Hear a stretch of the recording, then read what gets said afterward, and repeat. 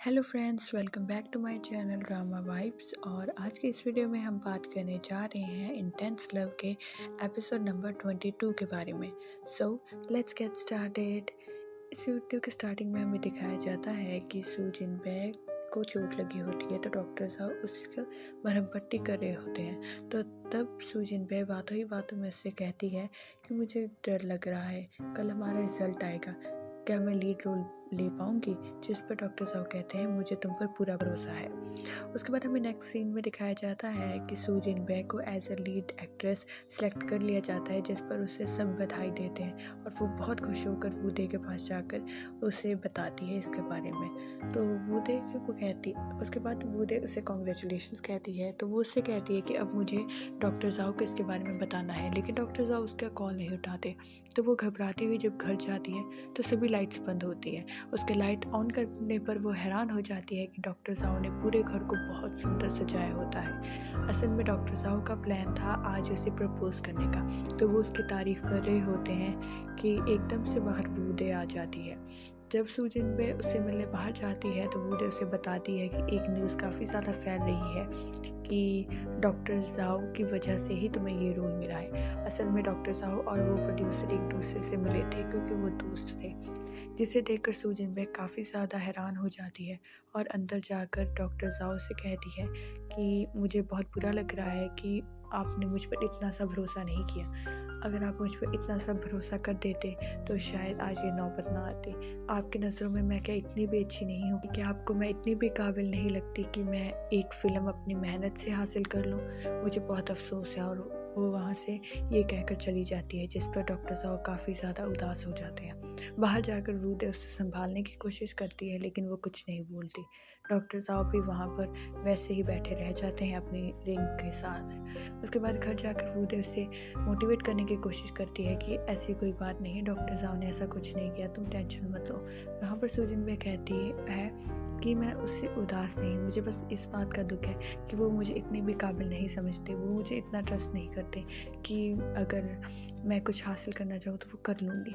उसके बाद हमें नेक्स्ट हॉस्पिटल में दिखाया जाता है कि डायरेक्टर की वाइफ जो है वो कैंसर की पेशेंट होती है, तो डॉक्टर साहब उसका इलाज कर रहे होते हैं। उसके बाद दिखाया जाता है कि नर्सेस आपस में बात कर रही होती हैं कि आजकल डॉक्टर साहब काफ़ी ज़्यादा खतरनाक लगते हैं, ऐसा लगता है कि पता नहीं कब डांटने लग जाएंगे।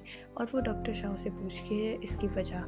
तो डॉक्टर शाह कहते हैं कि ऐसी कोई बात नहीं, असल में उसे बहुत ज़्यादा काम है आजकल, तो इसलिए वो बिजी रहता है और कोई बात नहीं है। दूसरी तरफ हमें दिखाया जाता है कि घर जाकर डॉक्टर साहब को सू जिन बैग की याद आती है, उन्हें अपनी आपस में बिताई हुई स्वीट मेमोरीज याद आती हैं और वो वहाँ पर बैठकर रोने लगते हैं। तभी दूसरी तरफ दिखाया जाता है कि सू जिन बैग भी रात में उन इयरिंग्स को देख कर रो रही होती है, जिन इयरिंग्स को उसे डॉक्टर साहब ने दिया होता है। रात में दोनों को ही नींद नहीं आती और दोनों एक दूसरे को बहुत ज़्यादा मिस करते हैं। दूसरी तरफ वूदे डॉक्टर शाह से बात करती है इसके बारे में कि आप क्यों नहीं कुछ करते, डॉक्टर साहब को कहिए ना कुछ करें। जिस पर डॉक्टर शाह कहता है कि मुझे तो खुद समझ नहीं आता कि ये हो क्या रहा है, आजकल सारा दिन काम में लगा रहता है, वो पता नहीं अब उसका क्या होगा। सच में तुम औरतों को समझना काफ़ी मुश्किल है। उसके बाद हमें दिखाया जाता है कि डॉक्टर शाह डॉक्टर साहब के पास आते हैं बात करने के लिए जो उन्होंने वूदे से की होती है। जिस पर डॉक्टर साहब कहते हैं कि मुझे नहीं पता, मुझे नहीं लगता मैं सू जिन बैग से मिल सकूँगा। और वो उससे कहते हैं कि क्यों ना तुम अपनी नाइट शिफ्ट मुझे दे दो। जिस पर डॉक्टर शाह कहते हैं कि तुम मेरी नाइट शिफ्ट लेकर क्या करोगे, तुमने ऑलरेडी 3 डॉक्टर्स की नाइट शिफ्ट कंटिन्यूसली की हैं और आज मेरी भी लोगे, रहने दो। जिस पर वो कहता है कि मैं क्या करूँ, मेरा मन नहीं लगता घर जाकर, तो मैं ये तुम्हारी शिफ्ट ले लूँगा। जिस पर डॉक्टर शाह उसे समझाते हुए कहते हैं कि अरे यार इतनी क्या बड़ी बात है, तुमने तो कुछ गलत किया ही नहीं, तुम उससे माफ़ी मांग लो। जिस पर वो कहता है कि नहीं, हाँ मैं मानता हूँ कि मैंने उसे ये नहीं बताया, सू जिन बैग की कोई बात नहीं की थी उस प्रोड्यूसर से, लेकिन अगर बात की जाए तो जब मैंने उससे बाहर बुलाया था खाने पर तो मेरे मन में तो यही था ना कि मैं सू जिन बैग की बात करूँगा उससे। इसी से साबित होता है कि मैं तो उस पर इतना भी ट्रस्ट नहीं कर पाया। दूसरी तरफ हमें दिखाया जाता है कि जीतोंग एजेंट से मिलने जाती है और एजेंट को वो कहती है कि क्या आपने ये न्यूज़ फैलाई हैं सू जिन बैग के अगेंस्ट, क्यों ना आप इसे वापस ले लें। जिस पर एजेंट कहता है कि मैं ऐसा क्यों करूं? और वो कहती है कि मैं चाहती हूँ कि अगर मुझे कोई रोल मिले तो वो मेरी काबिलियत पर मिले। जिस पर जो एजेंट है वो कहता है कि अगर तुम्हें तुम्हारी काबिलियत पर वो रोल मिलना ही होता ना तो कब का मिल गया होता। और जिस पर जितोंग काफ़ी उदास हो जाती है। तभी जैवे वहाँ पर आ जाता है तो जितोंग उसे देखकर हैरान हो जाती है। दोनों बाहर जाते हैं। वहाँ पर जितोंग कहती है कि तुम यहाँ पर कैसे? जिस पर वो कहता है कि मेरे कुछ डॉक्यूमेंट्स रह गए थे कॉन्ट्रैक्ट ख़त्म होने के बाद, तो मैं सिर्फ उन्हें लेने आया हूँ। वो कहती है कि तब तुमने हमारी सारी बातें सुन ली? जिस पर जैवे कहता है हाँ। और वो कहता है कि मुझे नहीं लगता कि तुम कुछ गलत कर रही हो, अब तुम काफ़ी सुधर गई हो। जिस पर जितोंग हंसने लगती है।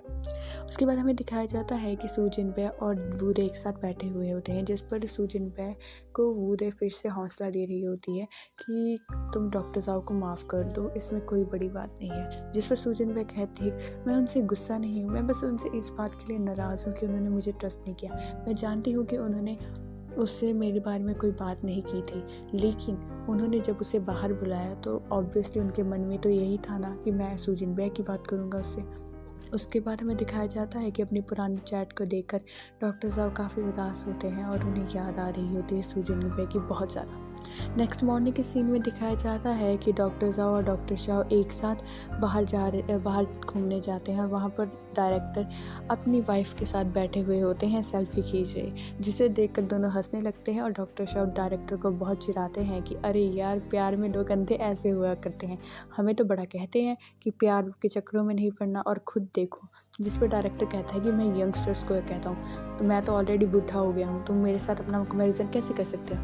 और सभी हंसने लगते हैं। दूसरी तरफ में दिखाया जाता है नर्स ने आकर बताती है कि पेशेंट को कुछ हुआ है, तो वो जाकर जब उसका चेकअप करते हैं तब डायरेक्टर भी वहाँ पर आ जाते हैं और कहते हैं कि मैक्सिमम कितना टाइम होगा उनके पास। जिस पर कहता है कि उनके पास सिर्फ 1 महीना होगा। जिस पर डायरेक्टर काफ़ी हैरान हो जाते हैं, सिर्फ 1 महीना?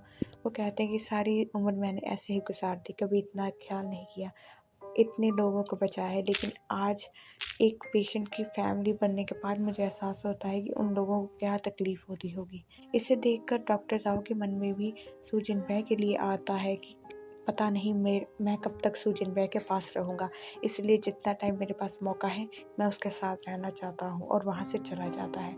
दूसरी तरफ में दिखाया जाता है कि जिन ऑनलाइन हो जाती है तो वो ट्रैकर उसे ट्रैक कर लेता है कि वो कहाँ पर है, और वो जैवे को कॉल करके बताता है इसके बारे में। तो जैवे उसे हर जगह ढूंढता है, ढूंढते ढूंढते वो थक जाता है कि तभी उसके सामने जिनजिंग आकर खड़ी हो जाती है। उसे देखकर वो इतना खुश होता है, अपनी सारी पुरानी मेमोरीज वो याद करते हैं और दोनों एक दूसरे को बहुत स्ट्रॉन्ग हग करते हैं।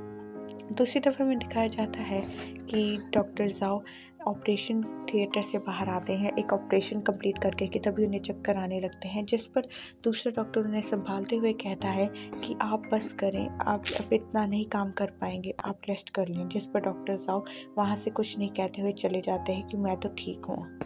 उसके बाद वहाँ पर जाकर डॉक्टर शाओ कहते हैं कि मैं आपके लिए एक खबर लेकर आया हूँ। डायरेक्टर चाहते हैं कि आप 1 हफ्ते की छुट्टी लेकर घर जाकर रेस्ट करें, आप काफ़ी ज़्यादा थक चुके होंगे। उसके बाद डॉक्टर शाओ उससे कहते हैं कि तुम क्यों नहीं प्लान करते सू जिनपे से माफ़ी मांगने का। जिस पर डॉक्टर शाओ उसे देखने लगते हैं। वो कहता है कि अब क्या तुम ये वेट कर रहे हो कि उसका गुस्सा शांत होकर वो खुद चलकर तुम्हारे पास आएगी? तुम्हें जाना चाहिए उसके पास माफ़ी मांगने। ये सुनकर डॉक्टर साहब हैरान हो जाते हैं और वो कहते हैं कि हर मसले का हल चुप कर बैठ जाना नहीं होता। अच्छा, अब तुम कहते हो कि अभी तुम्हें शर्मिंदगी हो रही है, तुम उससे मिलना नहीं चाहते, ठीक है? उसके बाद क्या? ये सुनकर डॉक्टर साहब हैरान हो जाते हैं। क्या तुम यहीं पर सब कुछ ख़त्म कर दोगे? अब आगे कुछ नहीं होगा तुम दोनों के बीच? इसे सुनकर डॉक्टर साहब एकदम से घबरा जाते हैं और उन्हें एहसास होता है कि अब उन्हें एक स्टेप तो लेना ही पड़ेगा, और वो भागे जाते हैं सू जिनपे के घर।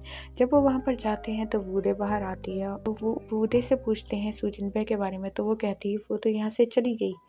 और यहीं पर हमारा ये ड्रामा ख़त्म हो जाता है। Thank you so much for watching this video.